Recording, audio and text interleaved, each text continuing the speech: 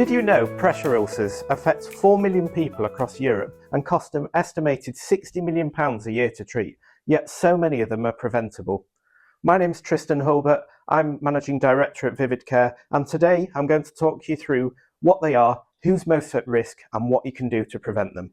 So what are pressure ulcers? Well, pressure ulcers come with all sorts of different names. We all know them by different things. Many people out there call them bed sores, or pressure wounds, but essentially they're wounds or sores caused by a buildup of pressure over time in a particular localized area. And there's certain things that make pressure ulcers come more quickly. So obviously there's the pressure side of things, but there's also friction. So when the body moves against a bed sheet or against wherever it's resting, that can cause damage. There's also shear, which, as you can see on my hand here, as I move my skin, we've got tissue on tissue and it's weakening the structure of that tissue. We've also got the skin microclimate as well. So things like sweat or body heat or urine from incontinence, all of those can create an environment where bacteria can thrive, and that also can cause the skin to break down. So who's most at risk of pressure sores?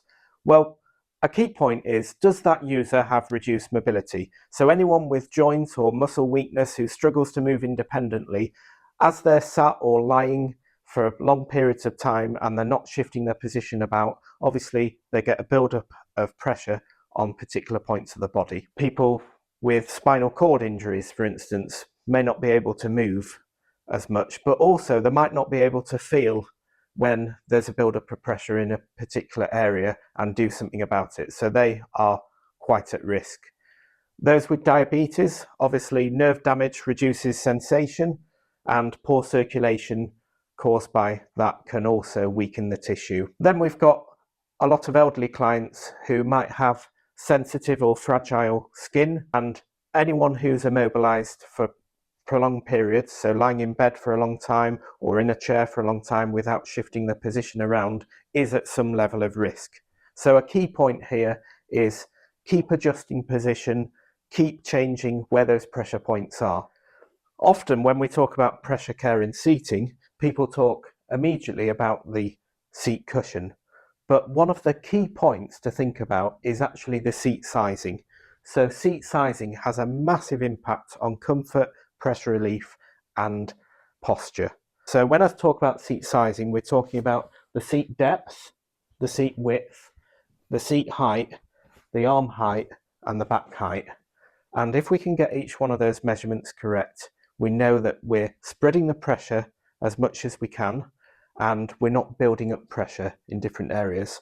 So as an example, if we talk about the seat height here, so in this case where we've got a care chair, it's from the top of the seat to where the feet are on the foot plate. If that's too low, then we're actually bringing the knees up and then we've got a lot more pressure going through the sacrum area and the ischial tuberosities. So that's if the seat height is too low. Now if it's too high, obviously you're building up a lot of pressure underneath your thighs here. So that's just one seat measurement and you can see what a big difference it makes to pressure care. Seat depth is another important one as well. So really the key two measurements generally to focus on first is your seat height and your seat depth. One of the terms you'll hear a lot in seating is tilt in space. Now tilt in space is this action here. This has a massive impact on reducing peak pressure. So instead of a lot of your body weight going through your thighs and your buttocks, you're actually spreading that weight across a much bigger surface area. So right across the back and the head and across the legs as well. That obviously reduces peak pressure, but also there's other aspects to tilt in space as well. So tilting someone back means that they're not going to slide down the seat and off the seat. And as we heard earlier in this video, sliding causes friction and shear, which can damage tissue. So finally, after we've talked about the importance of seat sizing and tilt in space, this is when we start talking about the pressure cushion. And obviously what you sat on is very important. Now there's different types of cushions.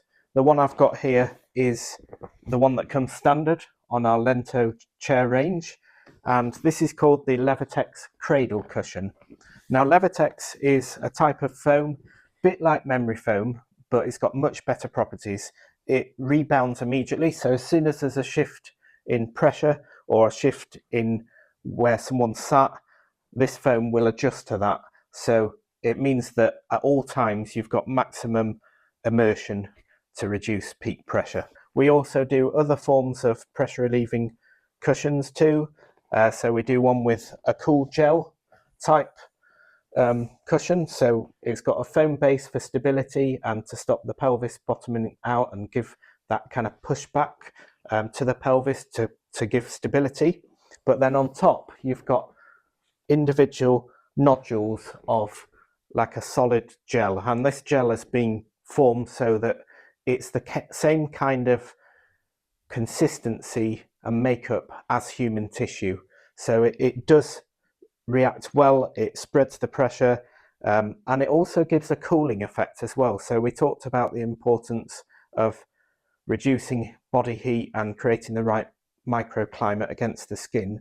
This cooling gel effect and the little the nodules, because there's space between them to let air flow through, it actually helps reduce that kind of sweaty environment, reduce body heat, and keep the air flowing so that we're not building up that ideal microclimate for bacteria to start to grow. Then from there, if you've got someone who's at high risk, or very high risk, I'd say, of pressure ulcers, we'd then look at the alternating air type cushion, which fits onto the chair here. Now, each of these cushions can very quickly be removed and swapped. So if you've got a Lento care chair or any other chair in the Lento chair range, you can very quickly swap cushions to upgrade or downgrade pressure care cushions as needed. The other thing to think about is what type of fabric is the user sitting on. So as you'll see, all user surfaces on our Lento chair range are with a different type of fabric. So right from the armrests right through to your head, to your thighs, etc. We use this type of fabric here. So this is called Dartex, that's a brand name, or the actual type of fabric is known as VP, or vapor permeable fabric. And this type of fabric has some unique properties. So most importantly, it's very thin and stretchy, and it's a four-way stretch, so it can really move in each direction, and that means that you get maximum immersion into each of the areas or into the pressure cushion. It's also waterproof, so if you've got incontinence or body sweat, etc., it won't degrade the cushion underneath, but it's breathable as well, so air can go through it, which means that you get air to the skin, you're not building up that microclimate, and it doesn't feel sweaty. As well as that, it's antimicrobial and completely wipeable. You can wipe it with any kinds of disinfectant and it won't degrade.